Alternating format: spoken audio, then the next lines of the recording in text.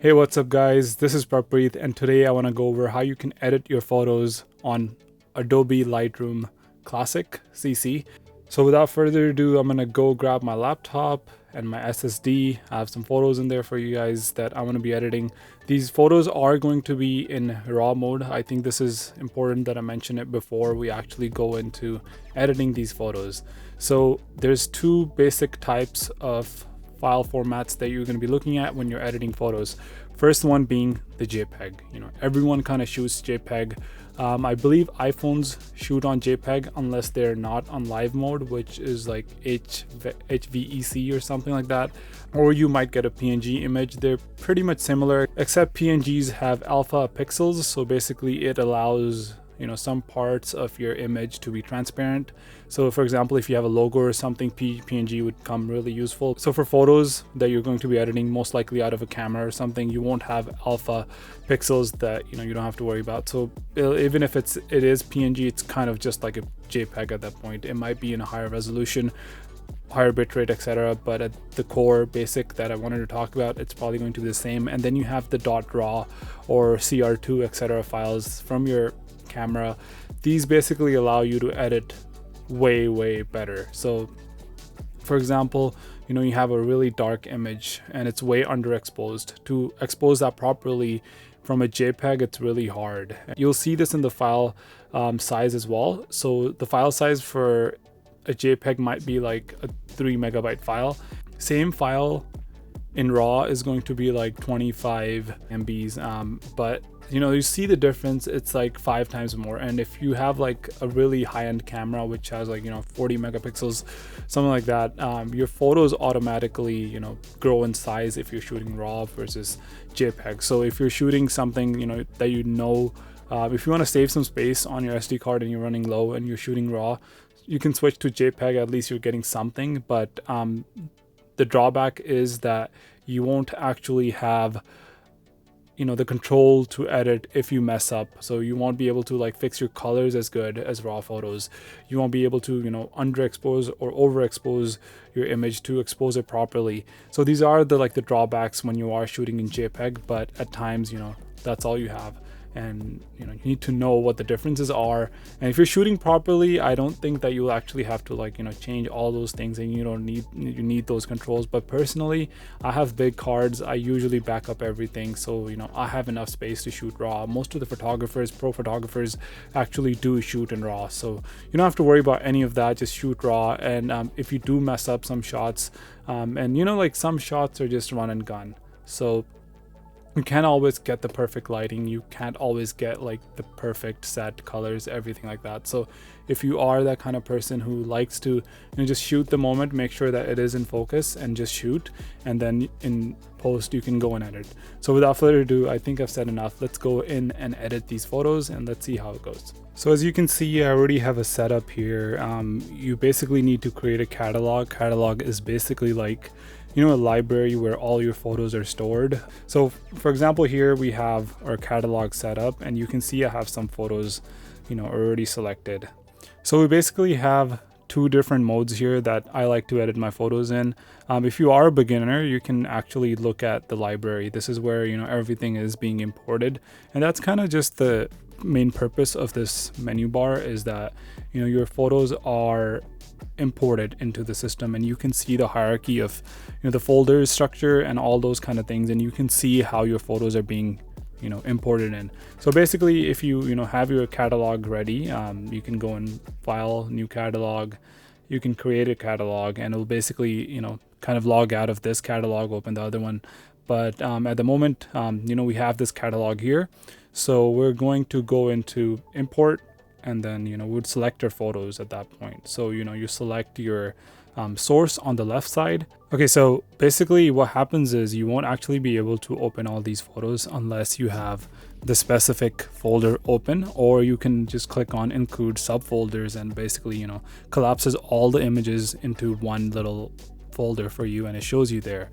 So as you can see, I have all these checked, and this is one of the ways that actually you can save a lot of time while editing. You don't actually need to go look at every single picture again and again and decide, okay, this is not good, I'm not going to export this. So I think this kind of workflow really makes your whole process much easier, because now you can actually go in and tell Lightroom that these are the only photos. For example, if you only have like 5 out of 100 photos that you want to edit, just because that's how much deliverables you're making, and you selected like 5 top photos, that's all you have to edit. And I really like this because you don't have to like edit photos to see, oh, is this good enough a photo? And when you are photographing, you are taking these pictures, you'll know, okay, this is the picture, this is the banger, I want to keep this for sure. So I'm just gonna go in and select one photo that I think is pretty cool, right? So so I'll uncheck all, and I'll just check 1 or 2 photos here. Okay, let's do one more. Yeah, okay. So we'll choose one more photo here. These are photos of Harmandir Sahib. I'll do one more. Okay, this is from my trip in January of 2020. Everything was fine, and then coronavirus hits. Sucks, I know. But okay, so we've imported these. It's going to take a while to import them in. Once you have your photos imported, as you can see in the library mode, we don't actually have that much control over our photos. We do have a quick develop on the right side. We kind of have a histogram coming, keywording, keyword list, metadata, comments. All these things are extra. Trust me, when you want to edit your photos, these aren't the things that you want to worry about, but you do have your file structure on the left. You can see, so if you at any point you do have any kind of disconnections with your photos, like your photos aren't located, for example, it's on a hard drive that isn't plugged into your computer, you can basically figure things out and see which files are missing, which files are to be found, etc. So as you can see, there's a question mark under this folder icon, and it basically tells you, hey, these files are missing, this folder's missing, where are they? So if you want to edit them, that's the way. So as I said before, I don't like to work in library mode because it's just too easy for me. I don't like to play with buttons and figure out, oh, is this okay, is that okay? I like to do more things. So once you go into develop, you'll have a lot more options in your photos. As you can see, there's a lot going on here, and I don't think it's surprising that you are going to be confused and lost at this point, because there's just so many things that are going on. As you can see, I'm collapsing the things on the right side, so you can kind of just go over what everything there it holds. So basically there's 4 things that I like to talk about here, right? So you have left, right, bottom, and the top. Top we already talked about. We have the library develop, map, book, all those things that we don't need to worry about this moment. So on the left side, we have the presets, and the right side, we have editing mode. So in this example here, Lightroom, I think Lightroom presets are amazing because you don't actually, okay, so first of all, let's talk about where you can find these presets. When you go to Google, you can type in free presets for Lightroom CC Classic, and you basically get all these different things, and then you can import them as well by clicking the plus sign and then hitting on import, and you can import all these presets. So the best part about these presets is that you can actually go in and click one of them, and first of all you can scroll through them. You can kind of decide what suits the best look for this image. So here we go, I'm just going through and seeing whatever looks best. I'm going to choose the outdoors preset I have here. So for example, here my preset work is done, and as you can see, before and after, it already makes a big difference in the image. Point being here, as you can see, as soon as I put on this preset that I've made this picture 100 times better. All right, like this is normal and this is now, like it just automatically looks much better. And I think like this is kind of what we do on Instagram or our phone, and we just like kind of apply a filter. It looks great, we post the story or post the post. But here we actually have control. So as I said, LUTs don't actually let you control that much. LUT is basically like a filter in your Instagram, but here we actually have control, so you can see every single thing this preset does, right? So here we have the exposure being increased. I'm gonna decrease that a little bit. Contrast is way less. Let's play around with that, and this is where you kind of just play around with everything. Highlights, whites, shadows, right? If you want to bring up the shadows, kill the shadows. Pretty straightforward stuff. I say you play around with this and see what the look is that you want, right? So select your own look. Vibrance, I like to add some vibrance. Yes. Texture, let's add some texture. Cool. Okay, so then is more confusing stuff, right? This was just the basics, and for most people I think basics will do a lot of the job. So if you are a beginner, you don't know much, yeah, get the basics down. Your picture looks good. Now you have, you know, from here to here, and I think this is honestly like a really good look. You could export this, and any point you can actually hit the, you know, plus sign right here and create this as your own preset. So not only have you learned how to import free presets that you got from Google that might make your pictures better but doesn't, you know, fit your own creative style, you can change it, amend it at any time, and you can basically upload these, or you can save this as your own preset and delete the one you had before. So you can adjust them however you like them. So you basically created your own LUT from another resource, which I think is really important because everyone has their own kind of look and the way they want their pictures to look. So, you know, copying is usually not the way to go. Create your own look, and every picture is different. So you will have to adjust anyways, but having your own base plate is really important. So let's go down. This is the more, you know, I would say intermediate, not even, you know, pro stuff. Because, you know, I don't like to mess around with tone curves. Usually the preset that you got has like a good version of it. I don't exactly know why this curve is happening, but this is what the preset gave me. So I like to, you know, mess around with this, and that's kind of the best part that I like about Lightroom tone curves, is that you can mess around with actual things and, you know, influence the curve, and you can also change where it wants to be, you know, like this basically S curve, as you can see, there's an S curves are usually for creating contrast in your image, but as you can see, this kind of picks up the shadows here, right? You see the line here, so the shadows are supposed to be like, if we turn this complete thing off, shadows would be here. So we're picking up some shadows, and then it's not really shadows here at this moment. I would say like this whole thing is like midtones. So from shadows to midtones, we're kind of keeping same, right? Like it's flat from here, as you can see, like a lot of this, and just a lot of things here are just flat. And then once it gets to, you know, highlights, it kind of bumps up the highlights, which gives you that contrasty look. And then, so basically the more of an S you have, so more the sharper your S is, the more contrasty your image is. And you can obviously play around with this, you know, create more depth into your image as you like. And then we go on into HSL color tab, which by farthest is my favorite. So so in this, basically we have so much control over so much things. I just completely love this. So what happens in HSL is you can control every single color, and you can do almost anything with it. You can change the color of orange or red or yellow. You can change the hue, you can change their saturations, you can change their luminance. And if you're any kind of photographer, like, you can make this into your own kind of look. So for example, we have a lot of blue here, right? So if you want to make this into a more of a teal color, go right in and you get a teal color. I don't like to do this personally, but I'm just showing you that this is possible. And you can completely, you know, take out the blues, so it's just gray in the background. The saturation is 0, or -100 as they call it. You know, I like it somewhere around here, so I'll put it back. So these are the things that you can do. For orange example, for example, you have a lot of orange on the bottom.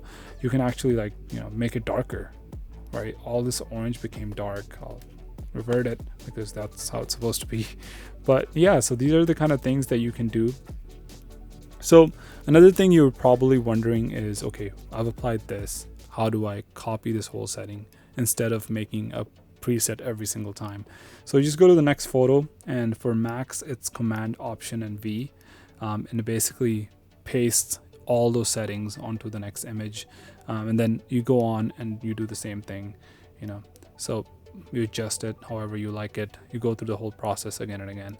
And then you go into split toning. Split toning basically adds different colors into different schemes. So you basically have like a highlights. If you want to make your highlights more orangish, you'd add something like this, and then you can obviously adjust it. You have the opacity there, or the saturation there, how much you want to add it, and then you have a balance. Like, you just got to play around with it to know like what everything here does. And you have your this, something like this. So usually you want to play around with this.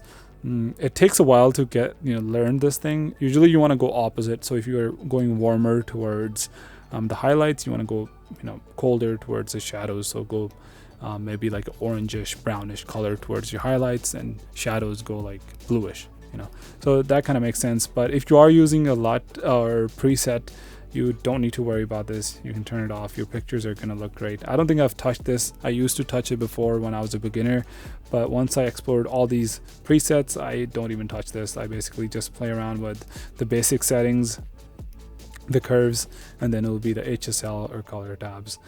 So then coming right on, we have detailing. I don't know, like it's at times you might want to sharpen your image, etc. But most of the times, if you don't want to sharpen your image, it's not a big deal. You don't need to.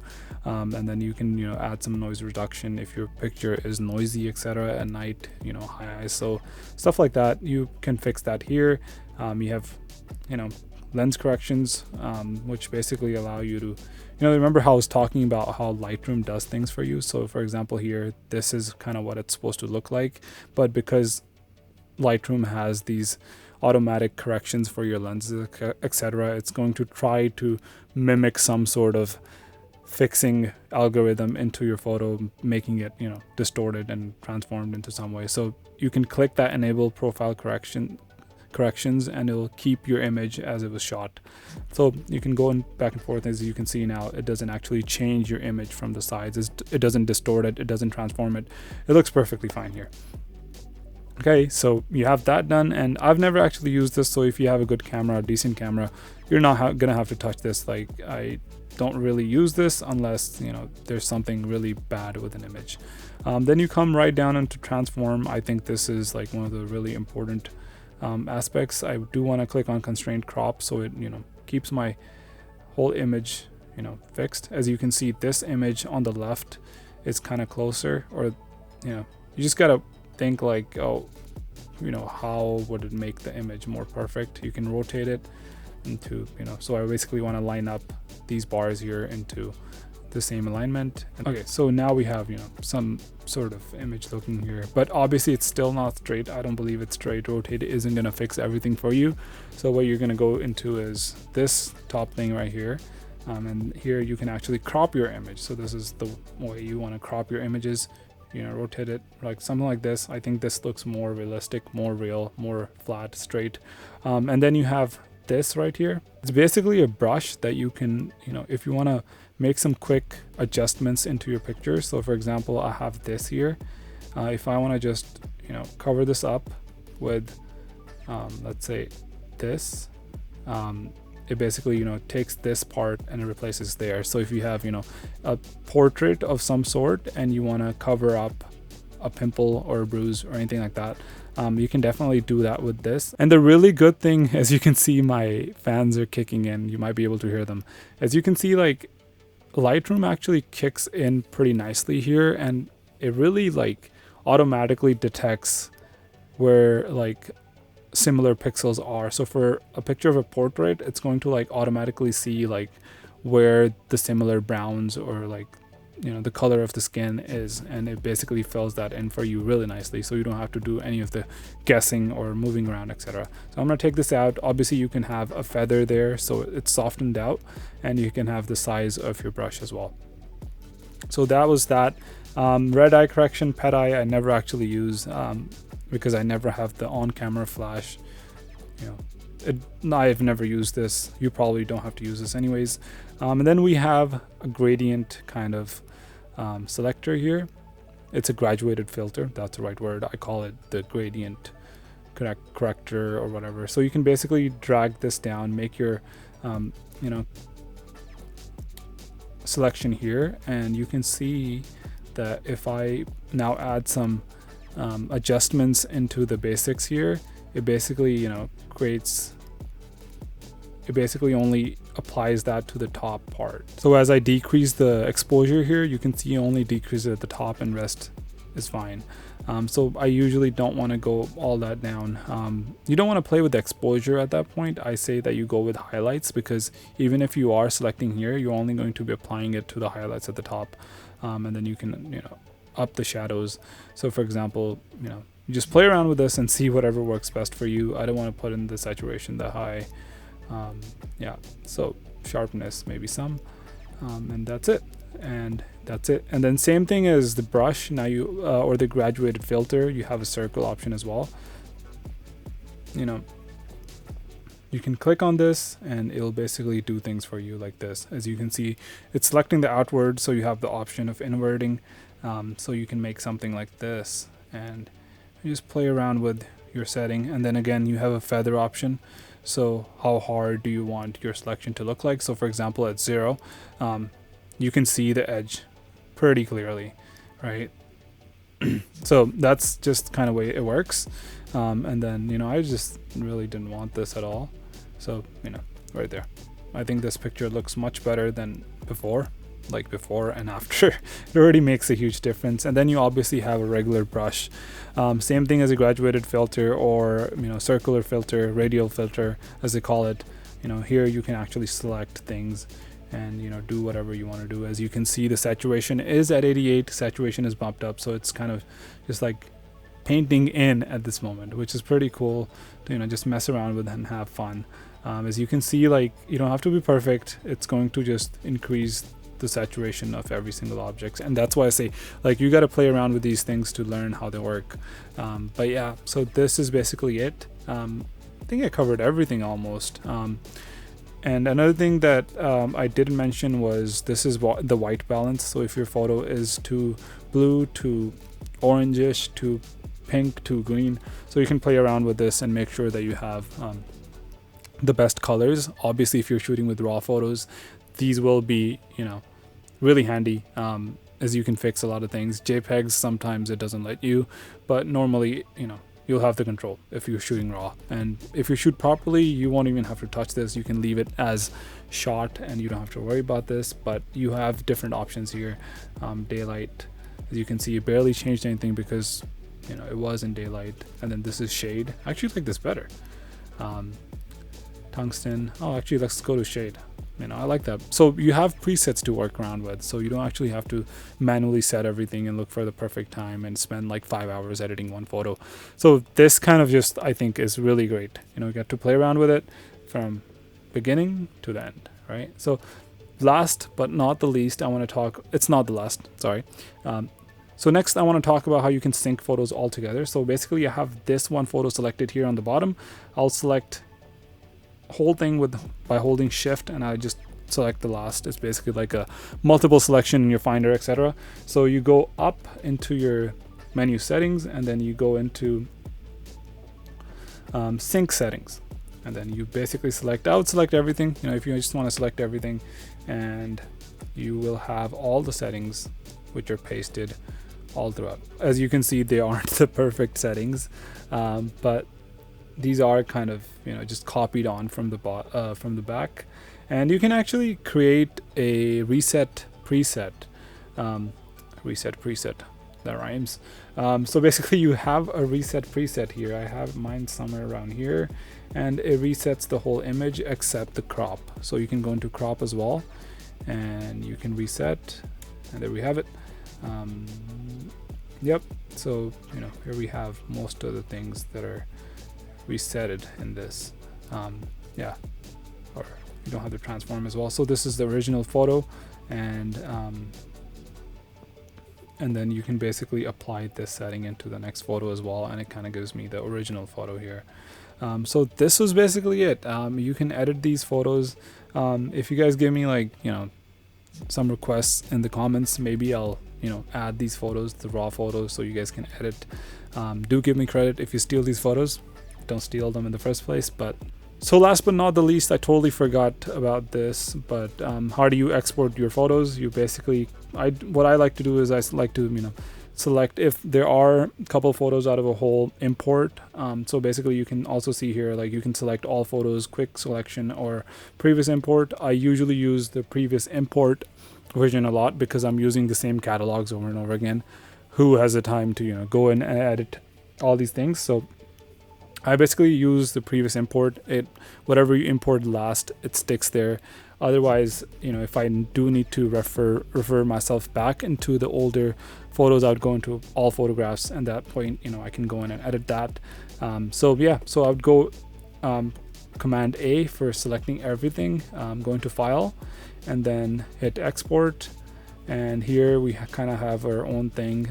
A couple of things I do want to show here is watermarks. So you can add your own watermark. You can go edit. You can have a PNG image, or you can just have some sort of text. As you can see, I have a PNG, I believe, or it's text. Can't really see. Oh, it is text. Oh no, it is a graphic right here. It is a graphic, so it's a photo. So it kind of looks like that, and you can go through your photos and see, you see that right there. And yeah, go through that, and you have your own watermark so no one steals your photos.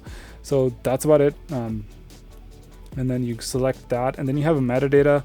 It basically imports all the file details, where the picture was taken. The metadata is basically something like this, like how does this image know that ISO was 100, it was shot at 35 millimeters, 3.5 aperture, 1/10 of a shutter speed. Like how does it know that these things were going on, right? So that is the metadata, and you're kind of just exporting that. I think it's nice to have these things in your photos so that you can look at them afterwards and see whatever is going on. Image sizing, output sharpening. If you do have a requirement on your like your website where you're posting these photos, like sometimes you would have like Shopify, for example, it doesn't allow you to have photos over 20 megapixels, and so you can create so you can really control that here, and you can say, okay, I want my photos to be 19 megapixels. It's not bigger than 20. So just keep it safe, play around with that. And then file settings. So if you have a JPEG file, you can control that. So you can basically use any of these to export these photos into whatever style you want. If you want a smaller file or you want to limit it, you can also do that here. And then if it's a video, and then file naming is probably something that you want to do a lot of times. You can do a custom text, and then it would have the file name afterwards, which is pretty cool. If you're delivering photos, they can see your company name, etc. And then you have your selection for where you want it. You can create a subfolder inside of this whole thing, so you can do that, and then you basically hit export, and then your photos will be opened if you choose one of these things, and then you basically are done at this point. So I know this was a long kind of video. It might go over 25 minutes, 20 minutes for sure. But yeah, so this was how I edit my photos. I kind of went over a lot. So if you have any questions, please make sure to ask them in the comment section down below. I turned off my camera, so I'm only recording audio at this moment. But if you guys did enjoy this video, and if you do think that there is a friend out there who can learn how to edit photos, who does have a DSLR or a mirrorless camera that shoots raw photos, and they want to edit their photos, step up their game, and this is a really nice way into getting into photography, professional photography. So you can bump up your game, get some good photos, and this is a really good way to just make regular photos into some awesome photos. So this is it for today's video. If you guys enjoyed it, please make sure to hit that like button. I made this long review video for you guys, so I think I deserve a like, a subscribe. Share it if you guys really liked it. If you're really into that, share that on Facebook, share it with a friend. Yeah, so if you guys have any questions, leave them in the comment section down below. I'll see you guys in the next video. Peace out.